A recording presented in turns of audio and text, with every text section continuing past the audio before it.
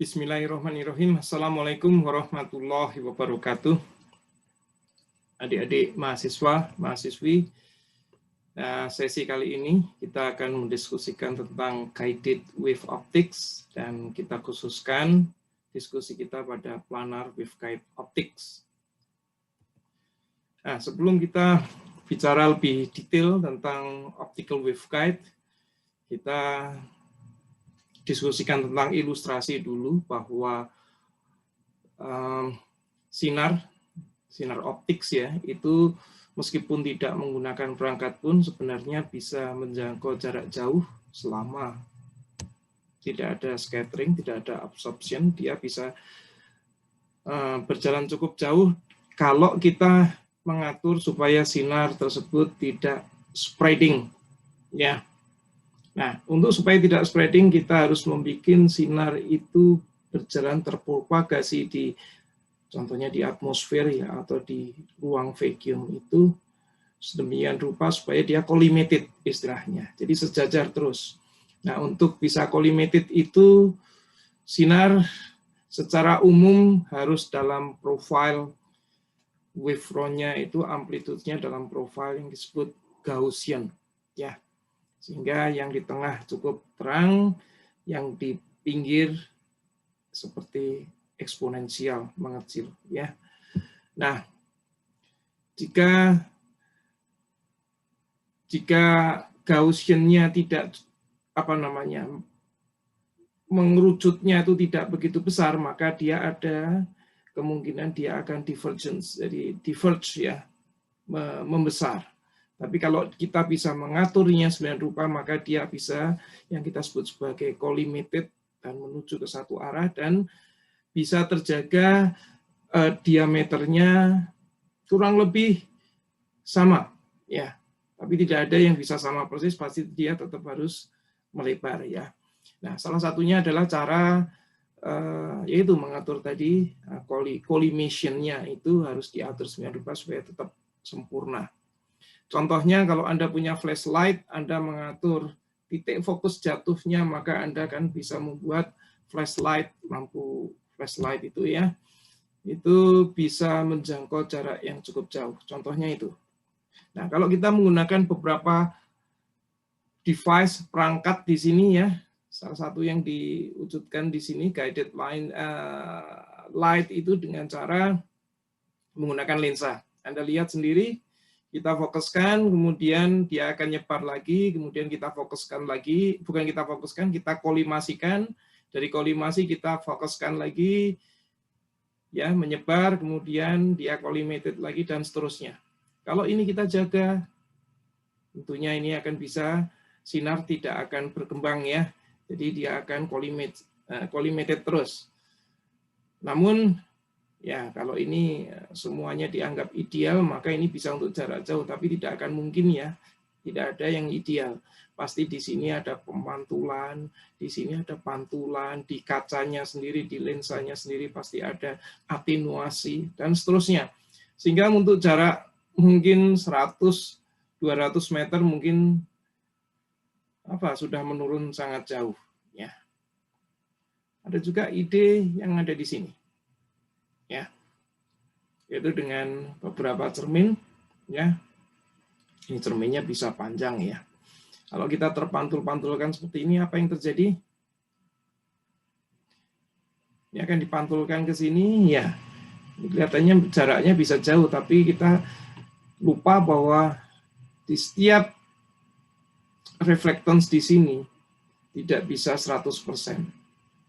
Sehingga intensitas sinar ini akan selalu menurun. Karena apa? Setiap saat dia pasti ada atenuasi berupa refleksi yang tidak bisa 100%. Ya. Kalau misalnya di sini refleksinya 80% saja untuk cermin biasa ya, maka yang terjadi 80% kali 80% kali 80% dan seterusnya dalam jarak beberapa meter saja pasti intensitas cahaya tersebut setelah direfleksikan dalam 10 kali refleksi saja dia intensitasnya akan meredup sangat besar ya. Meredupnya tuh hingga jatuh, meredup.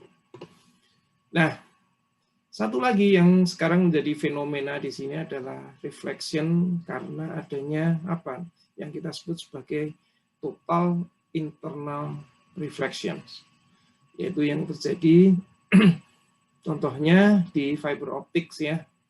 Apa yang terjadi di situ sebenarnya sinar ini terpantul oleh boundary ya, boundary yang terjadi di sini, yang di dalam sini indeks refraksinya lebih tinggi daripada di luar sini ya. Sehingga apa? Dia terpantul bukan karena terpantul karena dia di sini cermin, tapi karena ada perbedaan ya namanya total internal reflection yang sudah kita pelajari di bab yang 1 ya, bab 1. Nah, keuntungan dari total internal reflection dibandingkan dengan reflection yang ada di sini maupun reflection yang terjadi karena focusing atau collimation dari sinar oleh lensa, yaitu adalah bahwa kalau di sini ini namanya conservative mirroring ya, itu terjadi 180 derajat phase difference ya. Nah, 180 derajat phase difference itu memungkinkan terjadinya absorption oleh si materi di sini, pemantul di sini terhadap sinar yang jatuh di permukaannya ya.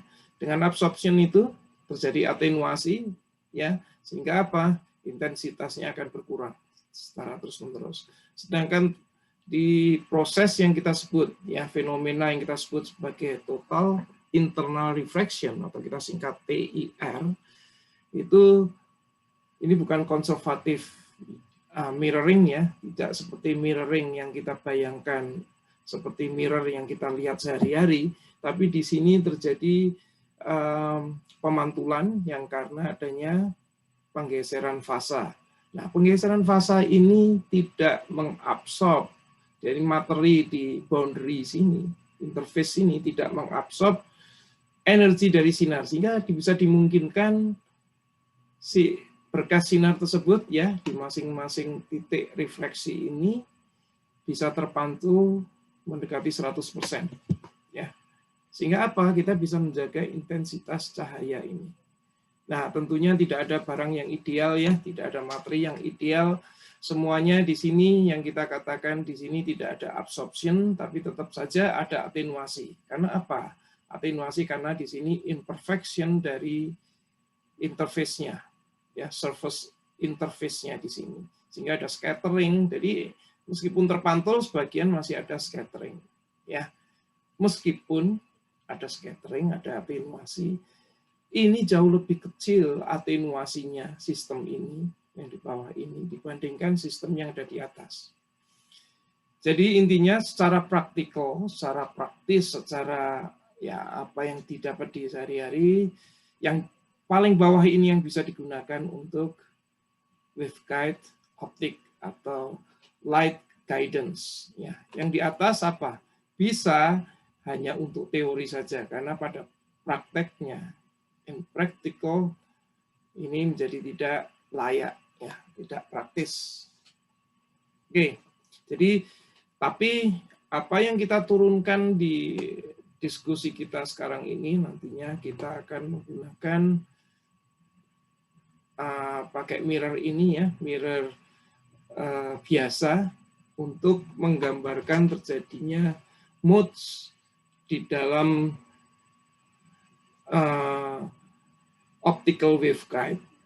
Ya, kita bisa menggambarkan modes meskipun waveguide-nya ini bukan waveguide ideal yang akan kita gunakan sehari-hari nantinya. Tapi ini sangat mudah untuk menjelaskan. Jadi ini kita gunakan untuk penjelasan saja ya. Tapi dalam praktek tidak ada menggunakan mirror.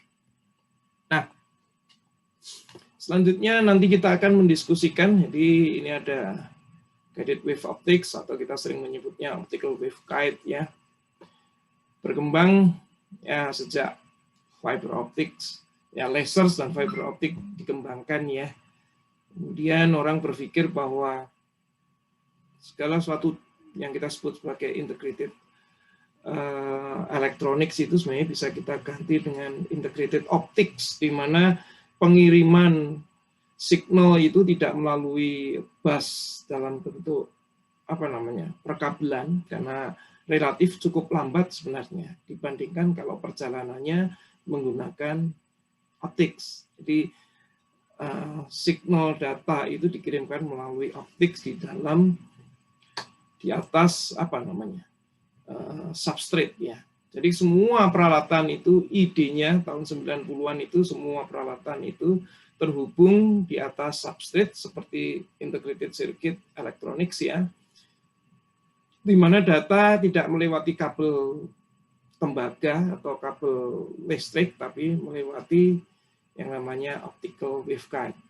Nah, diharapkan speed data atau prosesor yang menggunakan optical waveguide atau integrated optik itu nantinya itu bekerja lebih cepat. Meskipun ide itu kemudian hilang dengan sendirinya karena processingnya relatif jauh lebih mahal dibandingkan kalau kita mengembangkan integrated chips electronics ya, yang jauh lebih murah dan kita bisa memparalelnya untuk kecepatan yang sama seperti optics dengan harga yang jauh lebih murah. Nah, lebih seperti itu. Nah, bentuknya macam-macamnya akan kita diskusikan. Pertama adalah ini. Ini adalah optical planar optical waveguide ya, karena planar ini. Jadi kita nanti waveguide-nya dibatasi oleh satu dimensi saja ya. Atau juga di sini juga kita cerita tentang strip. Ini planar, ini yang kita sebut juga slab. Nah, strip itu kalau kita dibatasi nanti waveguide-nya dibatasi dari 2 dimensi ya, atas bawah dan samping ya. Sedangkan yang memanjang ini digunakan untuk propagasi. Dan yang ketiga yang akan kita gunakan di sini akan didiskusikan di chapter yang selanjutnya ya, yaitu fiber optics. Nah, bentuknya adalah silinder, tentunya pasti ada alasan kenapa silinder, kenapa tidak kotak saja yang sudah ada, karena silinder mungkin lebih fleksibel, bisa dibengkok dengan lebih mudah dibandingkan kalau kita menggunakan yang two-dimensional waveguide atau kita sebut sebagai strip wave optical waveguide ya. Jadi ini biasanya dipakai untuk jarak jauh ya, tapi yang ini umumnya untuk menjelaskan beberapa perangkat yang menggunakan konsep integrated optics.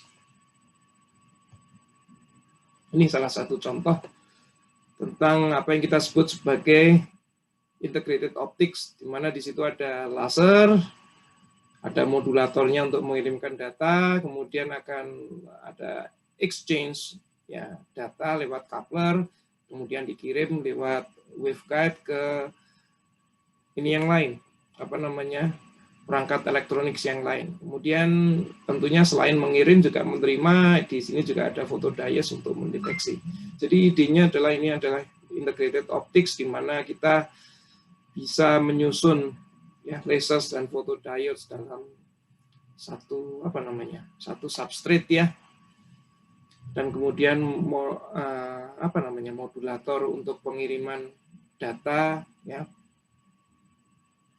dikirim ya, ditempatkan di satu substrate ini.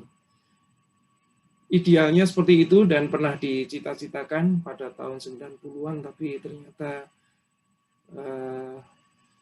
secara ekonomi tidak lebih murah, jauh lebih mahal dibandingkan penyelesaian dengan non-integrated optics ya. Jadi tapi ini ilmu yang cukup menarik untuk dipelajari nantinya. Meskipun kita belajar ini bukan untuk integrated optics ya, tapi salah satu yang mendorong teknologi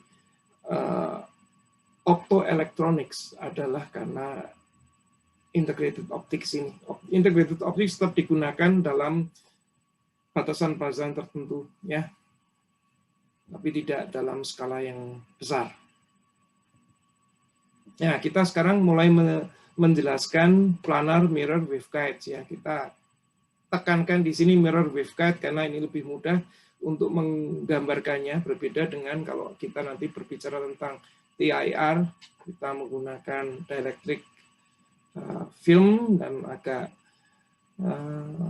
untuk menjelaskannya sedikit ribet, dan meskipun kita akan belajar nantinya. Tapi semua dasar tentang modes yang terjadi di dalam waveguide ini kita dasari dengan ini, yang relatif sangat mudah.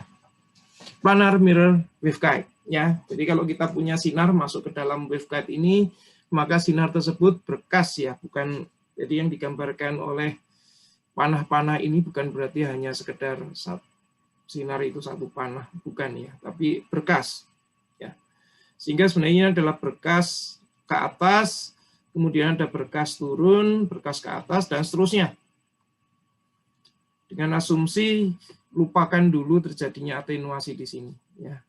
Apa yang terjadi kalau ya mirror di atas dan mirror di bawah, mereka saling memantul-mantulkan berkas tersebut. Ya, berkas tersebut akan saling overlap, ya. Akan saling overlap, satunya bergerak, berkas sinar itu bisa dipecah ya berdasarkan vektornya, satu arah vektor yang ke arah propagasi, satunya lagi ke arah mana? Ke arah atas ya, dan ke arah bawah. Apakah ada yang ke arah samping? Tidak ada. Karena apa? Kita anggap yang ke arah samping adalah seragam semua, karena ini adalah planar ya, luas sekali, sehingga kita anggap di sana tidak akan ada modes yang ke arah X. Modes muncul hanya ke arah Y, ya, sumbu Y. Jadi, ibaratnya akan ada vektor ke atas, ada vektor ke bawah. Bagian dari vektor arah listrik ini namanya wave vector. Itu bisa kita pecah ke arah propagasi dan ke arah ke atas dan ke bawah. Antara atas dan bawah, karena ada yang terpantul ke atas, ada yang terpantul ke bawah, maka seolah-olah mereka saling apa? Saling berlawanan ya. Kita sudah belajar di bab tentang wave optics di bab 2 ya, bahwa kalau ada wave yang sama frekuensinya, yang sama wavelength-nya, kalau terjadi wave dan ini yang sama, apa yang terjadi? Akan muncul yang kita sebut sebagai fenomena standing wave patterns ya. Atau kalau Anda standing wave pattern contohnya kalau kita teriak di dalam gua juga sama, dipantulkan kemudian saling ini sehingga akan muncul apa? Gaung yang saling menguatkan, bisa juga saling destruktif, bisa juga saling konstruktif, saling menguatkan.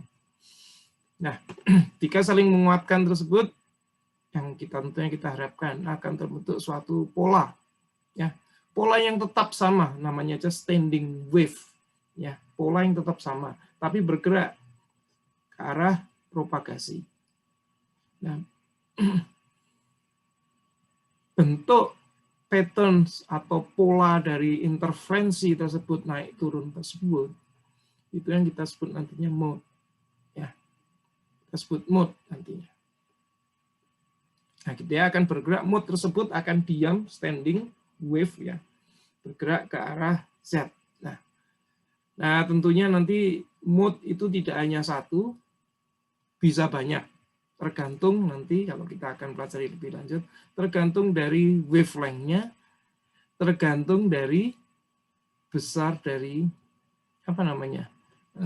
jarak antar mirror-nya ini, atau tebal dari, kita nyebutnya nanti tebal dari waveguide-nya, karena yang kita sebut waveguide itu adalah D ini ya, atau jarak antar mirror yang kita sebut sebagai tebal waveguide. Oke, kita lanjut. Ini yang tadi saya katakan, bayangkan sinarnya adalah monokromatik ya, jadi single wavelength ya. Ya, monokromatik, TEM, transverse elektromagnetik ya, elektrik magnetik, plane wave ya. Jadi kita sebut plane wave itu di semua garis di sini, kalau jalannya ke arah sana, ini sebenarnya tegak lurusnya adalah ini namanya wavefront ya, atau plane wave. Ini semua yang ada satu garis ini itu kita sebut mempunyai fase yang sama, sedangkan yang garis-garis yang bersebelahan itu fasenya berbeda. Jadi fase yang di sini tentunya lebih duluan daripada fase di sini karena besarannya ke arah sana ya. Ini kalau mereka berinterferensi, maka Anda bayangkan gambarnya seperti bawah ini kan seperti apa? Sinusoidal ya. Di tengah sini, sorry, yang terang di sini ini adalah amplitude yang besar. Amplitude yang besar. Yang gelap adalah amplitude yang kecil. Jadi ini bentuknya seperti sinusoidal, di mana titik terendah ada di boundary-nya. Ya, seolah-olah di sini dinolkan kan, karena terjadi perbedaan fasa 180 derajat. Sehingga setiap titik di boundary, ya, titik pertemuan, titik pantau di boundary, di situ amplitudenya selalu sama dengan 0. Karena dalam kasus ini reflectance-nya adalah menggunakan conservative reflection, conservative mirror, di mana di sini ada beda fasa 180 derajat. Ya, yang harus diingat itu. Sehingga selalu di sini gambarnya nanti selalu ada di ini nolnya itu ada di boundary, di mirrornya. Oke. Kita lanjut. Nah, untuk menggambarkan kita meminjam gambar ini ya. Jadi kalau ini ke sana, A dalam perdalangannya ke sini. Coba Anda bayangkan kalau ini jalan terus ke sana, B, maka sinar yang sampai di sini dan di sini, ya, ini kan kalau kita bayangkan ini wavefront-nya yang ke sana kan selalu satu ini ya, satu wavefront ya. Sehingga sewaktu jatuh di sini, itu fasanya harus selisihnya. Jadi dari A ke B dengan A ke C itu harus memiliki perbedaan fasa sebesar multiplikasi atau multiplication dari panjang gelombangnya. Ya, jadi seolah-olah kalau multiplikasi bilangan bulat ya, berarti selisihnya adalah Q2P. Berarti ya seperti tidak ada perbedaan itu. Jadi ini namanya constructive interference. Jadi kita harus menghitung sembilan rupa bahwa AB itu harus sama dengan fasanya, selisih fasanya harus sama dengan AC ini selisih fasanya adalah kelipatan bilangan bulat dari 2B. Oke, kita lanjut di sini. Nah, kita coba jelaskan di sini bentuk matematiknya ya. Semoga Anda suka matematik di sini. Ya. 2pi AC per lambda ya, AC per lambda kalau dibagi ini berarti apa? Ini adalah jumlah fasa yang terjadi antara A dan C. Oke ya. Nah, kemudian kita kurangi tentunya tadi kita sebutkan bahwa ini AC dan AB ini fasanya harus merupakan kelipatan bilangan bulat dari 2pi. Sehingga Anda lupakan ini dulu. Sehingga kalau dikurangi dengan ini kan fasa juga yang dilalui ke AB, ini fasa yang dilalui oleh di AC, maka kalau dikurangkan maka jumlahnya harus kurang lebih perkalian bilangan bulat dari 2pi. Hanya kita harus ingat bahwa kita perlu menambahkan 2pi di sini. Karena sewaktu terpantul ke sini, ada penggeseran pi, di sini juga ada penggeseran pi. Jadi ada penggeseran 2pi. Ya. Sedangkan yang di sini adalah khayal. Jadi anggap saja ini tidak ada pengurangan. Jadi yang mengalami pengurangan adalah perjalanan dari A ke C. Sehingga totalnya adalah ini. Nah, di sini Q itu adalah bilangan 0, 1, 2, 3, dan seterusnya. Oke. Nah, kita lihat sekarang D. Nah, harus kita jelaskan. D itu apa sih? D itu sama dengan, kalau theta kita pasang di sini ya, maka D itu sama dengan AC dikalikan sin theta ini ya. Tentunya akan dapatkan ini. Atau kita nyebutkan AC itu sama dengan D per sin theta. Sedangkan AB apa? AB itu sama dengan AC cos berapa? Cos 2 theta. Coba kita ingat. Di sini ada theta kan, sama kan? Arahnya sama. Jadi di sini ada theta. Tapi kita ingat di sini juga theta kan, berarti di sini theta dipantulkan dengan sudut yang sama. Jadi kalau kita melihat AB ya, itu sama dengan AC cos 2 theta. Nah, cos 2 theta sendiri kita jelaskan bentuknya seperti ini ya, cos kuadrat theta minus sin kuadrat theta, atau 1 minus 2 sin kuadrat theta. Oke, nah sekarang kita akan menghitung, tadi kita diskusikan bahwa AC minus AB ini harus nanti merupakan apa? Kelipatan dari 2pi ya. Nah, ini kita hitung dulu AC minus AB. Kita tahu AC ini 1 ya. Sedangkan AB itu adalah cos 2 theta. Kita masukkan di sini. Coba kita lihat di sini. Nah, ternyata AC min AB itu sama dengan 2AC sin kuadrat theta. Ya. Dan kita ingat di sini, kalau sekarang AC kita ubah menjadi D ya, karena kita ingin tahu relasinya dengan D nantinya. AC-nya sendiri sama dengan D sin theta. Coba Anda lihat. Jadi AC minus AB ini sama dengan 2D per sin theta kalikan sin kuadrat theta. Jadi secara mudah kita bisa menyebutkan, kalau hanya mengukur panjangnya saja, kita akan bisa menyebut bahwa AC min AB itu sama dengan 2D sin theta. Ya.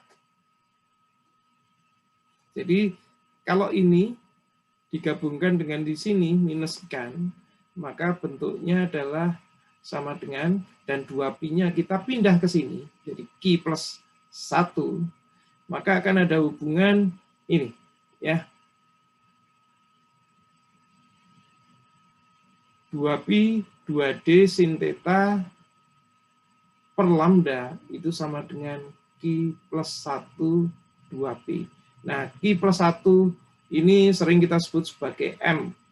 Sehingga kalau batasannya di atas ini Q itu mulai dari 0 sampai tidak berhingga, ya bilangan bulat, maka setelah kita dapatkan ini, kita bisa mengatakan bahwa nantinya mode itu number of mode ya, itu tidak dimulai dari 0 tapi dimulai dari 1 ya, 1 2 3 dan seterusnya.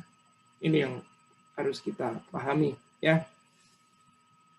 Nah, sekarang tentunya akan mudah kalau 2pi di sini, ini 2pi di sini, maka hubungannya adalah nanti 2D sin theta per lambda sama dengan M ya. Yang ada di buku Anda ya. Jadi ada hubungan seperti ini. Nanti kalau kita ya tadi saya sebutkan M-nya itu dari 1, mulai dari 1 kemudian sampai tidak berhingga ya. Coba kita lihat di sini. Ini ada hubungan di sini. Ya, setelah 2pi kita hilangkan di sini, maka hubungannya apa? Sin theta. Nah, karena kita sudah menggunakan M, alangkah bijaksananya kita juga menggunakan theta-nya nanti pakai M juga ya, untuk mengindikasikan ada perbedaan di antara masing-masing M ya. Jadi di sini kita tambahkan M tentunya. Sin theta M yang tergantung dari M-nya itu sama dengan M lambda per 2D ya.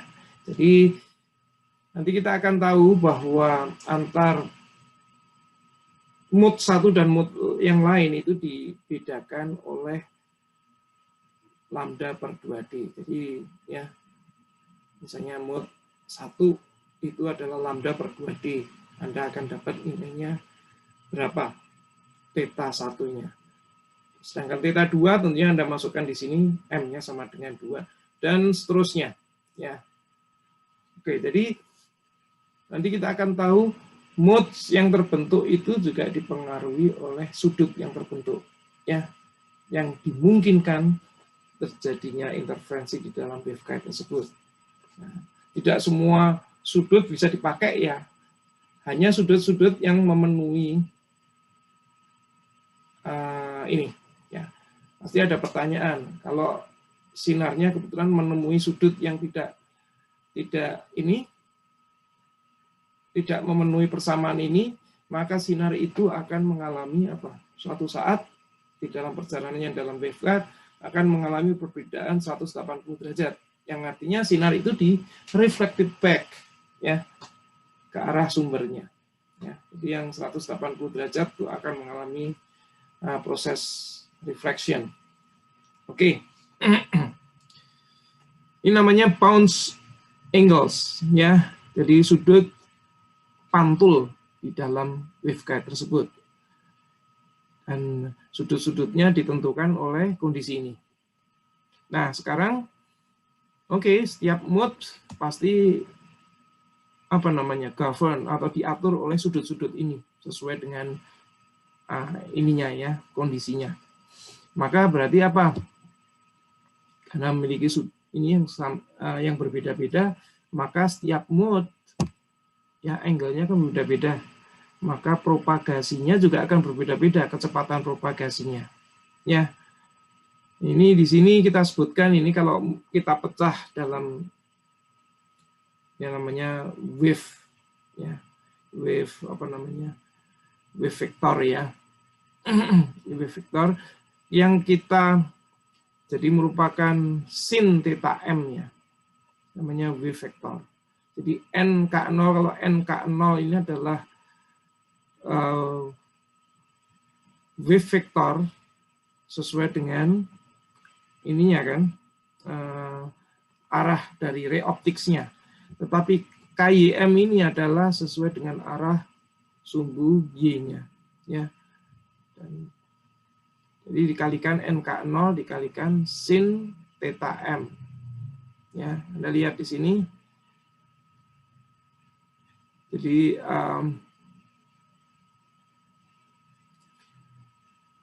kalau NK0, kita tahu K0 itu sama dengan 2pi per lambda, ya. Jadi 2pi per lambda, maka 2-nya hilang, tinggal pi, dan lambdanya juga saling menghilangkan, ya. 2pi per lambda, berarti kita dapat pi per d di sini, ya. Berikan n. Oke. Nah, Anda lihat nantinya di itu, ya. Di buku Anda, maksud saya. Nah, ini berbicara propagasi di arah vertikal yang akan memunculkan ini, ya. KYM ini adalah propagasi menuju vertikal, ke atas, ke bawah, yang akan memunculkan standing wave pattern yang merupakan mode, ya. Sedangkan kalau dipecah satunya lagi, ini adalah perjalanan dari mode tersebut ke arah, kita lihat di sini adalah arahnya ke kanan, ya. Sedangkan KXM seperti yang sudah saya sebutkan di depan, karena untuk planar, ya, waveguide seperti ini, maka di arah X semuanya sama, ya, tidak akan terbentuk adanya pattern ke arah X, sehingga kita bisa mengatakan KXM itu sama dengan 0, ya.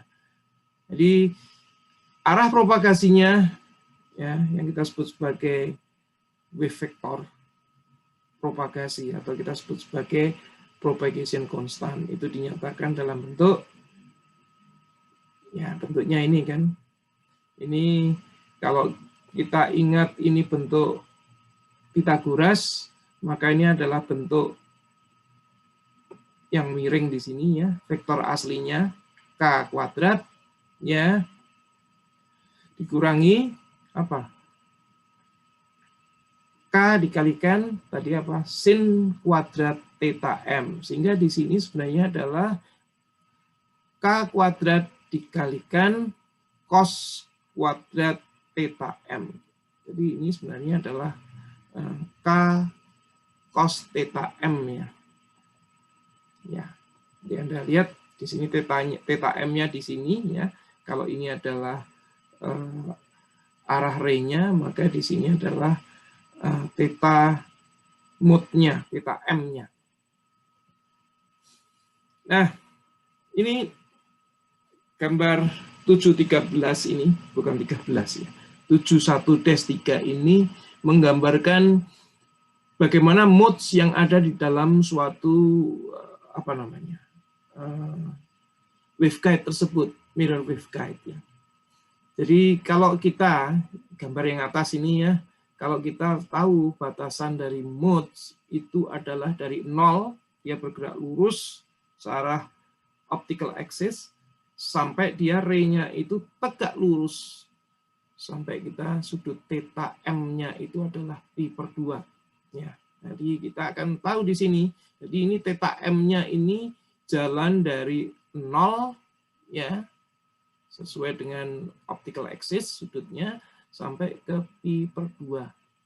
Nah, titik-titik di sini ini menyatakan jumlah atau mode yang ada terletak di sini ya.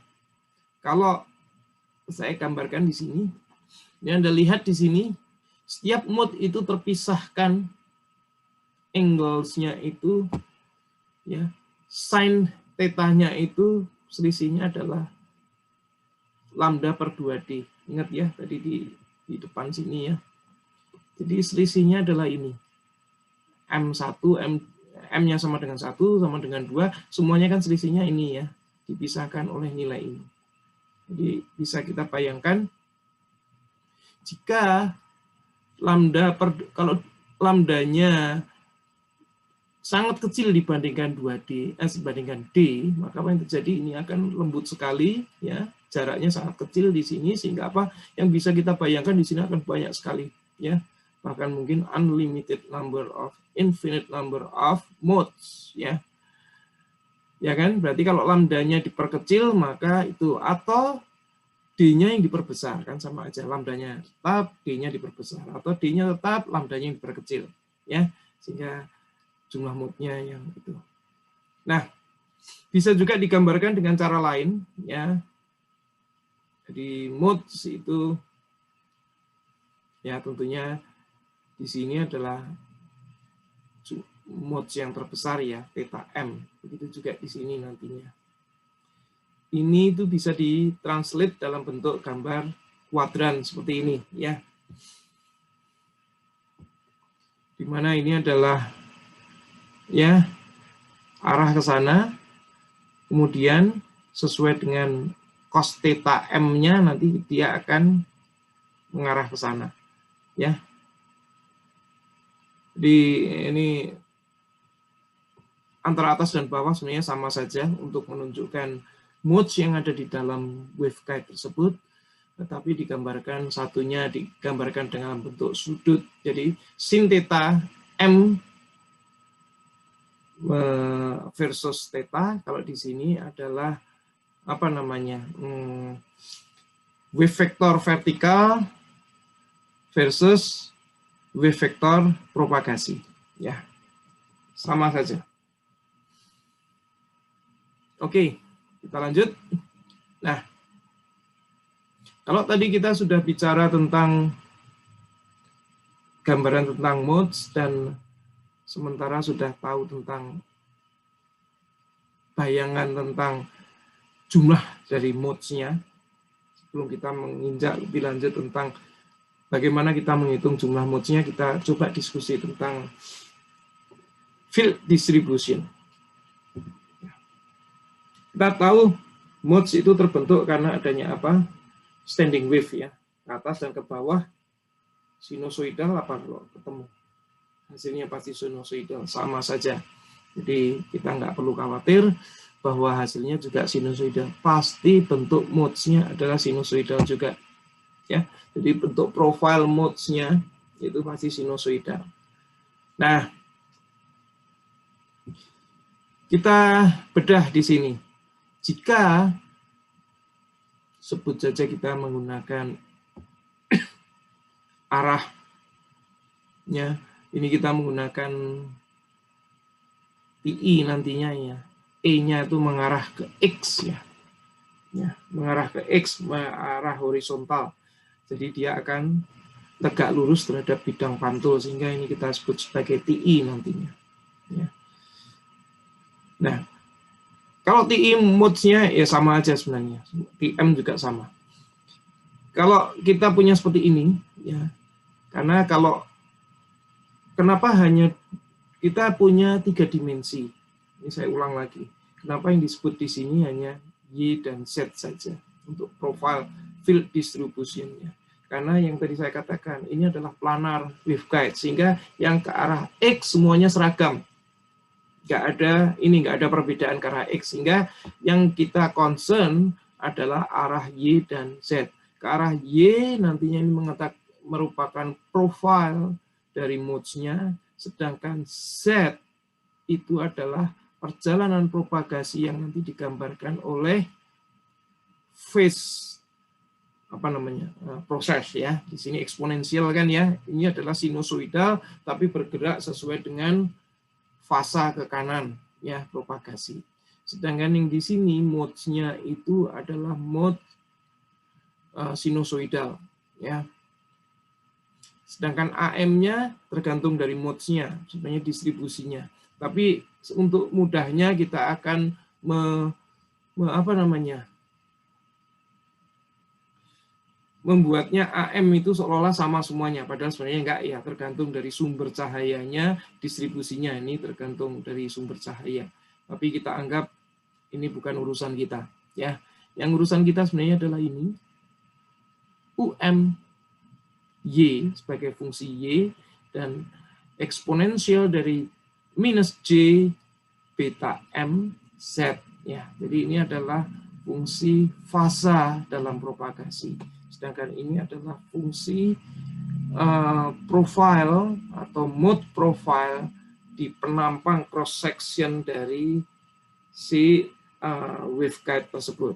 Nah, sekarang Anda lihat di sini, kita tahu bentuknya adalah cosine atau sine, di mana ujung-ujung dari cosine dan sine itu adalah 0, karena di grounded atau dinolkan oleh si boundary interface dari mirror tersebut. Ya, coba Anda lihat di sini, cos itu apa? Kalau M-nya itu mulai dari 1, maka untuk mudahnya ini gambarnya saya lihat di belakang sininya. M1 itu kalau apa namanya? Heel-nya itu 1. Ya. Jadi bentuknya apa ini bentuknya? Kalau kita taruh di sini nolnya adalah di tengah, di optical axis dari, kita sebut optical axis yang di tengah-tengah ini ya. Maka bentuk apa ini? Bentuk cosine ya. Ya. Jadi dia akan 0 di sini dan akan 0 di sini. Nah, sekarang kalau M-nya sama dengan 2, maka gambaran sederhananya kita adalah di sini ada 2 heel ya. Maksimum heel dan minimum heel. Heels yang negatif, di sini heels yang positif ya. Nah, ini bentuk apa nih kalau nolnya di sini? Bentuk sinusoidal. Jadi cos, sinus, ini apa lagi? Cos lagi, sinus lagi, dan seterusnya. Kalau 6 apa? 6 pasti cos. 6 adalah genap ya, kan sinusoidal. Ini sinusoidal ya. Nah, kurang lebih itu rule-nya. Jadi bentuknya seperti ini ya. Nah, kalau begini, anggap saja semuanya adalah sama. Jadi di sini seperti saya katakan tadi, ini bukan urusan kita AM, tapi untuk mudahnya kita anggap setiap mode kita akan memiliki amplitude yang sama dari mode tersebut ya. Amplitude field-nya sama. AM, di mana AM adalah akar 2D ya, kalikan AM, di mana AM adalah ini terbesarnya ya. Oke, jadi kita tidak akan mendiskusikan tentang AM-nya ini, tapi yang kita lebih tertarik ke UM ini dan ini. Semoga Anda tahu semua bahwa ini adalah fase ya, fase perjalanan propagasi, sedangkan ini adalah bentuk profil dalam sumbu Y, yang ini sumbu Z. Dan untuk normalisasi, ya karena kita menyamakan AM-nya ya, UM kuadrat Y, itu kalau kita integralkan, jadi profilnya ini kalau kita integralkan, maka hasilnya selalu sama dengan 1. Ya, UM kuadrat ya, entah itu cos, entah itu sin, kalau kita batasi integralnya dari sini, maka hasilnya akan selalu sama dengan 1. Ya. Karena apa? Karena kuadrat dari sinusoidal atau cosine, fungsi cosine, kalau kuadrat artinya dia adalah fungsi yang sama, dikuadratkan pasti hasilnya adalah sesuatu. Ya. 1. Tapi kalau kita integralkan misalnya sin dan cos, atau sin dengan sin yang lain tapi dengan ini yang berbeda, mod yang berbeda, maka mereka akan hasilnya sama dengan 0. Yang kita sebut saling ortogonal. Ya, ini sudah kita pelajari di kuliah tentang matematika teknik kan, di Fourier optik, di Fourier analisis kita pernah belajar ini. Ya. Kita lanjut. Nah, yang paling menarik di sini adalah tadi hubungan lambda, D, dan jumlah modes yang ada. Nah, sekarang kita lihat di sini. Jumlah modes yang ada adalah sama dengan number dari apa? Anggap saja bisa terjadi di sini adalah 90 derajat, hampir 90 derajat, sehingga sin hampir 90 derajat tidak. Yang jelas kalau dia sin theta m-nya 90 derajat, mode-nya nggak akan jalan kemana-mana. Kan? Sehingga anggap aja ini mendekati 90 derajat, sehingga apapun mendekati 90 derajat, sinusnya adalah mendekati 1. Ya, di sini M-nya, karena ini adalah M maksimum nomor terbesar, kita pakai sebagai M besar. M besar, kapital, kalikan lambda per 2D sama dengan 1. Ini kita pindah ke sana. 2D ke sini, lambdanya kita geser ke sini. Maka M besar itu, nomor modes yang terbesar itu adalah sama dengan 2D per lambda. Atau kapital M tadi itu sekaligus juga menyatakan jumlah modes yang ada di dalam waveguide tersebut. Itu yang digambarkan di sini. Ya, 2D per lambda. Nah, sekarang tentunya Anda harus tertarik dengan, harus kurius dengan apa ini.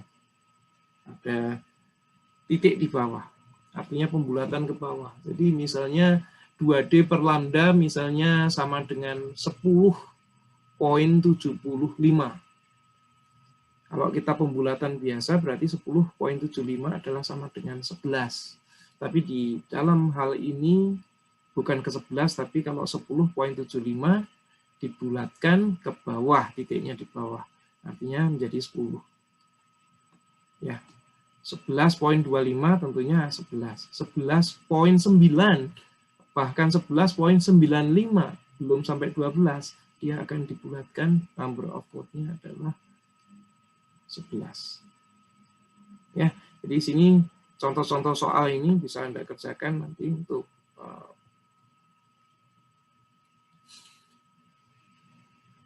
jadi apa yang membedakan, jadi jumlah modes itu sama dengan tadi apa, kalau kita ke depan lagi 2D per lambda ya. Sedangkan lambda sendiri adalah C per frekuensi ya.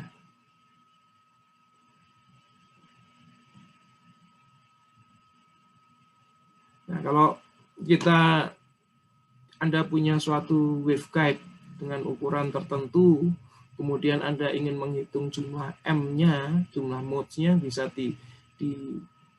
dibawa atau di guided oleh waveguide tersebut, sehingga sumbunya di sini tentunya nu ya, frekuensi ya. Maka ya tadi saya katakan M itu sama dengan apa tadi? Lambda itu kan sama dengan C per F ya. Ya kan? Kalau kita fungsinya terhadap F, ya F-nya ke sana, maka pasti C per 2D atau kita kebalikannya. Jadi Anda hitung sendiri bagaimana. Kenapa di sini nu, di sini C per 2D ya. Cara grid-nya ini. Jadi C per 2D nanti menunjukkan jumlah modes yang ada di ini ya, distance waveguide tersebut, apa namanya, ketebalan waveguide tersebut. Oke, kita langsung ke bawah sini aja, kita lihat 2D per lambda ya, seperti saya katakan tadi 2D per lambda, kalau dia kurang dari 1 ya, maka berarti pembulatan ke bawah ya, titiknya di bawah, maka kita sebut sebagai 0 ya, mode-nya adalah M sama dengan 0, berarti tidak ada yang bisa dibawa dalam waveguide tersebut kalau mode-nya adalah 0. Maka untuk suatu waveguide dengan ketebalan D yang sudah ditentukan, maka supaya dia ada mode yang bisa dilewatkan di situ, maka 2D per lambda itu sama dengan 1. Ya. Kalau sama dengan 1 berarti lambda sama dengan 2D. Nah, ini yang kita sebut sebagai lambda maksimum sama dengan D adalah kita sebut sebagai cut off wavelength, karena kalau lambdanya dikecilkan lagi maka dia tidak itu. Ya. Nah, begitu juga kalau kita ubah lambda tersebut bukan sebagai cut off wavelength, tapi sebagai cut off frekuensi, maka harus kita balik ya. Kita tahu bahwa frekuensi itu sama dengan C per 2D ya. Betul kan? Frekuensi C. Nah, kalau di sini kita sebut sebagai lambda maksimum, di sini adalah frekuensi minimum ya. The lowest frequency of light that can be guided by waveguide. Jadi kenapa yang satu maksimum, satunya minimum? Kita ingat bahwa lambda dan frekuensi itu saling kebalikan sewaktu ya. Lambda itu sama dengan C per F, sedangkan F itu sama dengan C per lambda. Jadi saling berkebalikan. Hingga kalau satunya maksimum, satunya minimum, satunya minimum, satunya maksimum. Oke, ini adalah contoh. Kalau ada ini, saya nggak akan menjelaskan lebih lanjut. Kalau ukurannya sudah ada jelas, maka Anda bisa menghitung berapa cut off frekuensinya, berapa cut off wavelength-nya. Nah, tadi saya katakan mode ya, berjalan. Mode itu berjalan masing-masing dengan kecepatannya masing-masing ya. Karena apa? Tadi dikatakan merupakan fungsi kaitannya kan dengan betanya ya. Kecepatan fasenya atau betanya itu sama ya. Sorry, beda-beda antara mode ya. Jadi BM itu sama dengan K. K itu sama dengan NK0 ya. K kalikan cos theta M ya. Nah, begitu juga dengan group velocity ya. Group velocity-nya dari masing-masing, ini kalau pulse ditumpangkan ke ke modes ya pada saat awal, maka akan dibawa ya. Nah, si group velocity, jadi seolah-olah energi dari pulse tersebut dibagi-bagi ke mode-mode-nya ya, sehingga kita sebut sebagai grup. Satu mode itu satu grup. Ini makanya kecepatannya akan berbeda-beda karena bounce angle-nya, sudut sudut mantulnya juga berbeda-beda. Kita sebut sebagai group velocity. Dan ini ya, ini hampir sama dengan rumusnya, sama dengan kalau ini adalah kecepatan, karena C di sini ya, kilometer per kilometer atau meter per detik ya, pasti satuannya ya, meter per detik. Sedangkan kalau BM itu sama dengan K cos theta M ya. Itu adalah kecepatan fasa. Jadi degree atau radian per lambda per meter. Jadi kalau di yang di depan tadi propagation constant itu satuannya adalah radian per meter, kalau di sini meter per detik. Tapi bentuk rumusnya sama.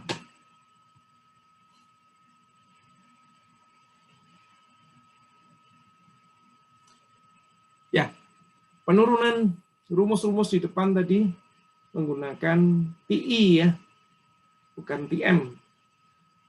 Meskipun sebenarnya dalam urusan untuk membentuk ini adalah sama ya.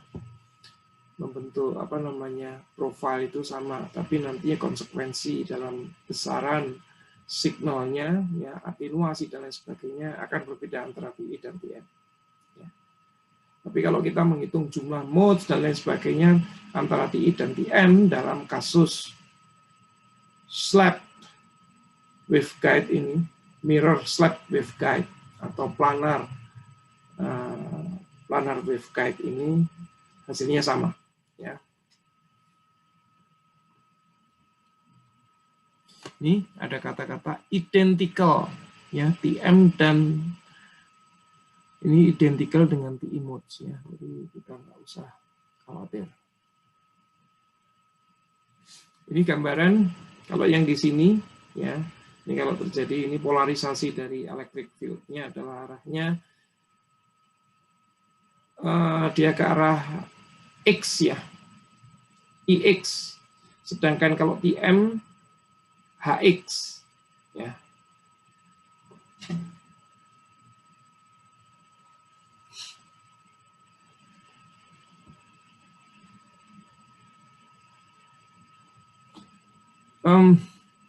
Sedangkan kalau kita melihat ya, ini kalau tadi di TI ya, TI modes tadi kita hanya punya IX ya. Sedangkan kalau di TM seperti ini, karena apa? E-nya ini akan karena hanya sejajar dengan X, dan E itu harus selalu tegak lurus terhadap H, dan jadi apa? Jadi si E ini bisa punya komponen ke Y dan punya komponen ke Z. Sehingga kita bisa menuliskan EZ-nya, ya, kita tertarik ke EZ-nya, sama bentuknya, sama Anda lihat di sini, dia bentuknya cos, di sini adalah bentuknya sin ya, dan ininya juga sama. Rumusan ininya juga sama, ya. Jadi coba kita buktikan, ini kan cos ya, ini yang sama jelas ya, ini juga sama. Kita lihat bentuk ininya, cos MPY per D. Nah, di depan sama persis kan. Jadi hanya sewaktu dipantulkan nanti akan ada efek lain, dan kita tidak mendiskusikannya di sini karena itu ada di chapter 6 ya sebenarnya, Fresnel equation nantinya, akibat-akibat dari penggunaan TI atau TM.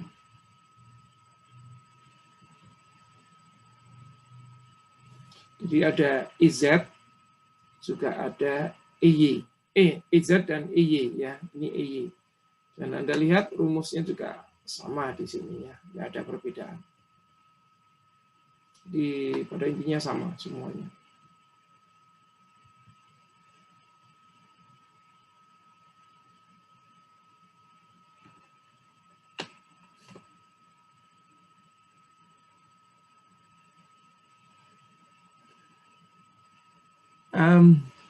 Jadi pada intinya di dalam apa waveguide tersebut kita lihat di sini bentuknya akan ya campuran ya sebenarnya ya. Kalau Anda punya A single mode hanya satu, ini ada apa namanya? Kalau kita intensitinya kan bentuknya ini ya, ini harusnya sinusoidal kan ini ya. Ini sinusoidal. Tapi kalau dikuadratkan bentuknya seperti ini. Sehingga kalau digabungkan hasilnya adalah ini. Ya. Jadi seolah-olah ya seperti ini.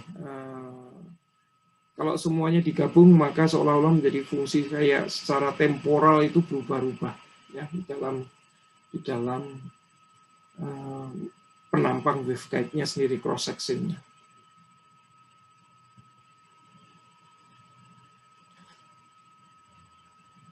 Nah, ini kurang lebih perwujudan dari tadi. Ini gambaran ininya ya, gambaran apa namanya, ilustrasi gambarnya. Tapi kalau secara matematik kita menggambarkannya seperti ini. Betul kan? Nah, ini untuk khusus di emotes ya. Kalau dijumlahkan seluruh modes yang ada di dalam waveguide tersebut, maka dijumlahkan seperti ini. Dari 0 sampai M. M-nya berapa? Kita tidak tahu. Ya. Baik, sebelum masuk ke planar dielectric waveguide, kita akan pecah kuliahnya, sesinya ini menjadi dua bagian. Saya tutup. Terima kasih atas waktu yang digunakan untuk mengikuti kuliah ini. Sekali lagi saya ucapkan terima kasih. Sampai ketemu di lanjutan sesi ini. Assalamualaikum warahmatullahi wabarakatuh.